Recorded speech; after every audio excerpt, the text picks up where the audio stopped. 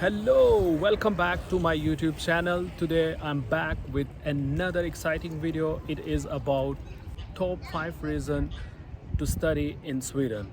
Today I'm going to explain you why you should study in Sweden, and I'm going to give you top 5 reasons. This is Anthony. I'm a master student in Germany. Before coming to Germany, I have done 1 year master in Sweden. Then I worked at Karolinska Institute for 2 years before coming to Germany. Let's get started. Out of top 5 reasons, the first reason is availability of scholarship. Sweden has two types of scholarships. The first scholarship is from the university. It can be between 25 to 100% of your tuition fee. When you are applying to admission, you have to check the university website and you can find the information about the university scholarship. Second type is SI scholarship, Swedish Institute Scholarship. Swedish Institute Scholarship is very famous because in Swedish Institute Scholarship you can get full tuition fee waiver plus 1,000 euro, around 1,000 euro each month as a stipend. Swedish Institute Scholarship has very high competition, but I will share tips and tricks how to crack down Swedish Institute Scholarship. In the scholarship section, I would like to add one comment about the PhD. PhD is a full-time job. It means you will get a salary between 2,800 and 3,800 euro. It depends on the funding which professor gets, and professor has the authority to decide the salary, but it is between 2,800 and 3,800 euro. So if you do PhD from Sweden, you don't have to apply for the funding by yourself. You just need to apply for the PhD and funding is already available. If you get the PhD, it's a full-time job. Now it's the time to talk about the second point, which is educational system. I'm very excited to talk about this. I have done 1 year master from Sweden and I have experienced personally the Swedish educational system. It is one of the best educational system. I really like it. When we talk about the Swedish educational system, I would like to say it's an active learning system. You need to do seminar, you need to do small projects and quizzes during the semester on weekly basis or monthly basis, and it makes 80% of your grade.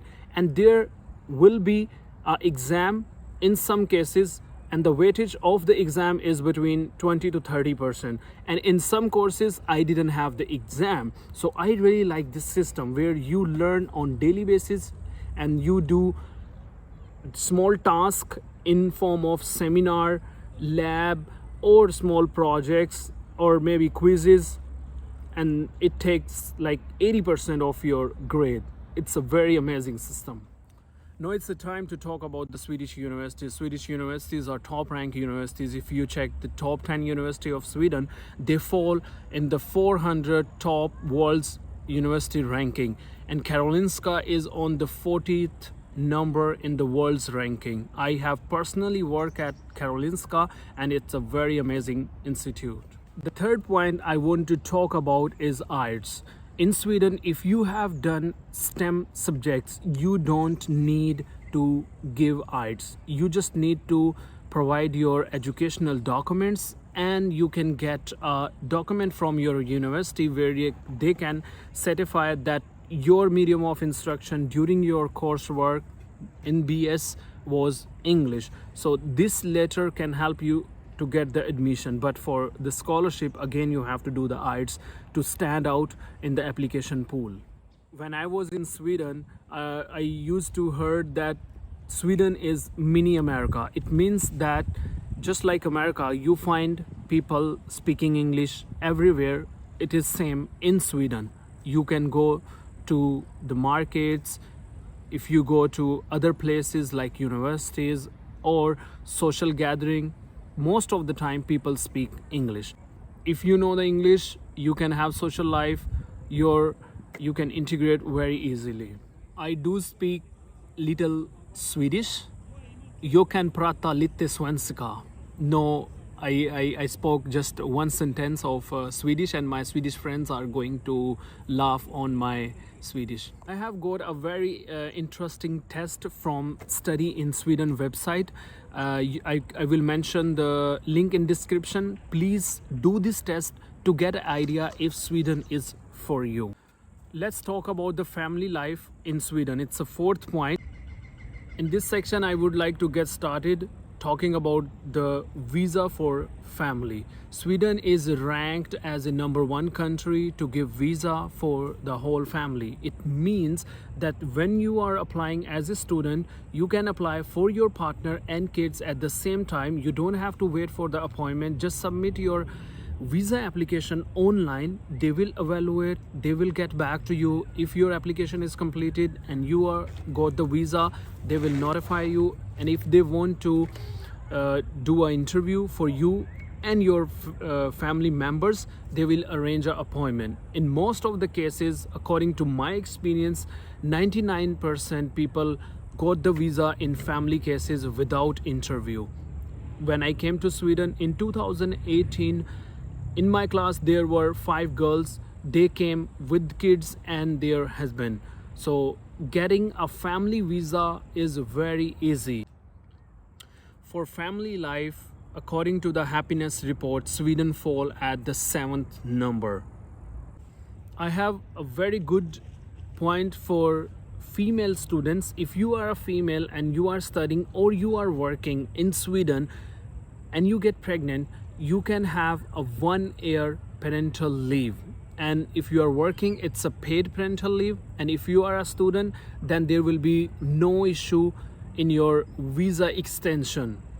So Sweden has very good rights for the female. I would definitely recommend for the female students to apply to Sweden. Now it is a time to talk about the last point, work opportunities. I know Sweden is a small country, but can you imagine a small country with a lot of big companies like Volvo, Spotify, IKEA, and many more? So you will have opportunity to work at world's top companies in a very small country with a very good working environment. When you are studying, you can work full-time without the limitation of 20 hours working in a week. In Sweden, you can work full-time during your studies. According to my recommendation, you should not work in first semester, or you should work part-time. Once you are done with the first semester, you will have 30 credit and you can start working full-time if you will get the job with your second semester, or you can stop studies and you can focus on your full-time work, and you can convert your study residence permit into the work permit and you can work full-time. If you work full-time, you can get your permanent residency after 4 years. You need to pay tax for 4 years in Sweden, and then you are eligible to apply for permanent residency.